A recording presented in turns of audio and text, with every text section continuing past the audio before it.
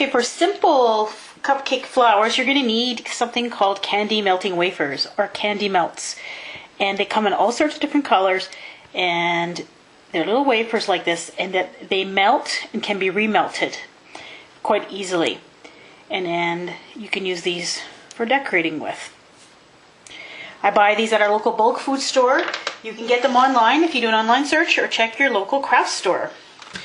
Okay, then you put them, I put mine in little Ziploc bags, and I just microwave them at 50% power for about 10-20 seconds at a time until they're melted.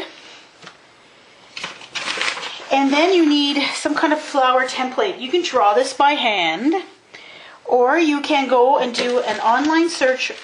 What I did is I did an online search for daisy templates or daisy outline, and there's a ton of them. So I printed one out, and what I've done is I've just enlarged it a bit, and I darkened the outline with some marker.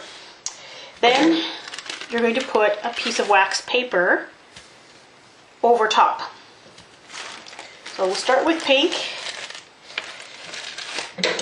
Take your Ziploc bag, and you're going to cut a tiny hole in the corner with a pair of scissors, and then you're going to draw the outline of your flower.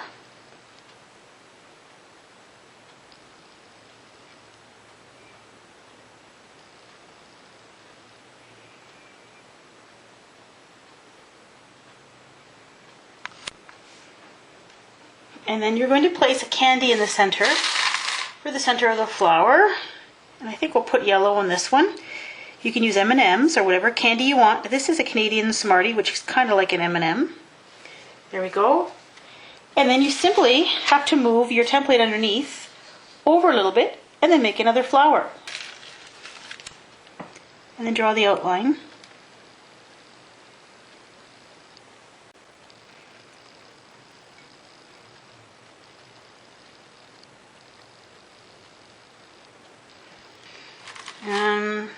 We'll put another blue one in the middle here. Try this again with the blue. Just experiment with the temperature of your melting wafers. If it's too hot, it'll be too liquidy. If it's not hot enough, it'll be too hard to squeeze it out.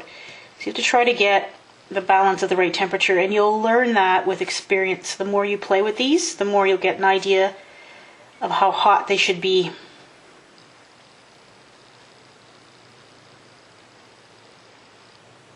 There we go. And I think I'll put another yellow center on this one.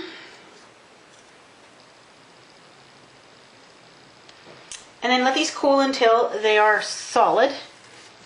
And I'm just going to keep going here.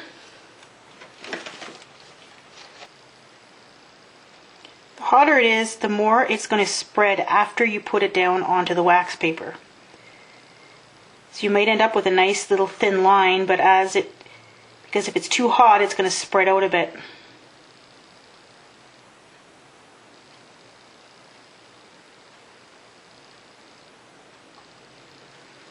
There we go, a chocolate one.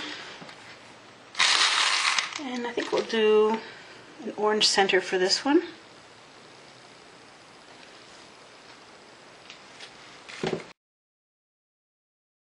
Here I'm trying, by putting a tiny little hole up in the end of the Ziploc bag, I'm just trying to do a little lattice on the inside of the petals. And you'll see what this looks like at the end. It turned out pretty good.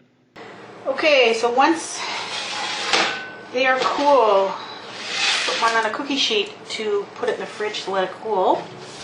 You just have to simply peel them off very gently so as not to break them. And then place them on your cupcake.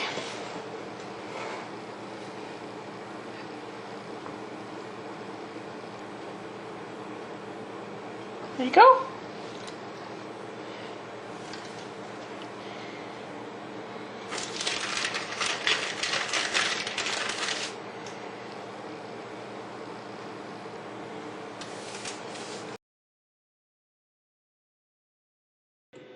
Now for Valentine's Day, you could also do the same with hearts using red and pink and white. You just draw a heart template and just draw the outline of the hearts. The same idea with the candy melting wafers, and you can do overlapping hearts, You could draw letters if you'd like as well, and you'll see that in a few minutes. And then you just place them on the cupcake. And this is where you can get creative. You can do what you like. You can use different colors of icing, of course. White or pink or red, whatever you like to do. I'm just using chocolate here because I happen to have some chocolate cupcakes handy. So there's an I love you one. You can stand them up, you can stack them, you can pile them. Really, you can do what you want. So here are the finished flower cupcakes. As you can see, they're very simple. And as you can all very well imagine, that you could do white icing with pink, pink icing with white flowers, lime green, all sorts of different colors depending on what occasion you're making these for. So there you go, candy melting wafers as decorations for cupcakes.